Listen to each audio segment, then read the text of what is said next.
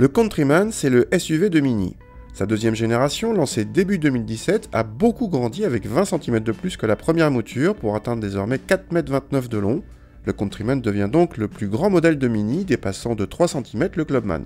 Il reprend la plateforme des BMW X1 ou BMW Série 2 Active Tourer et peut recevoir une transmission à 2 ou 4 roues motrices, les 2 roues motrices étant des tractions.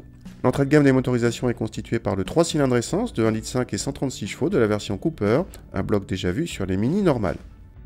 A l'intérieur, on retrouve bien sûr l'environnement Mini avec le grand compteur rond central qui recèle un écran tactile également commandé par une molette située entre les sièges.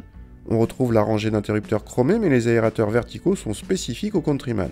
La qualité de présentation est bien plus flatteuse que sur la génération précédente. À l'arrière, l'habitabilité place ce Countryman quasiment au même niveau qu'un Qashqai et on bénéficie d'une banquette coulissante. Banquette reculée, le coffre dépasse les 400 cm3 et surpasse celui d'une Fiat 500X ou même d'un GLA. Contact et le 3 cylindres fait à peine entendre sa voix, reconnaissable mais presque agréable, même s'il a beaucoup plus à déplacer que dans une Mini normale, puisque notre modèle d'essai frôle les 1,5 tonne selon nos mesures. Le 1,5 litre se montre globalement suffisant, même sur autoroute. Seul le 6e et dernier apport de notre boîte automatique, très long, nuit au relance si vous êtes en mode manuel.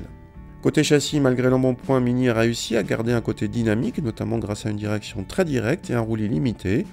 Notre modèle d'essai en route 17 pouces est en revanche montré ferme.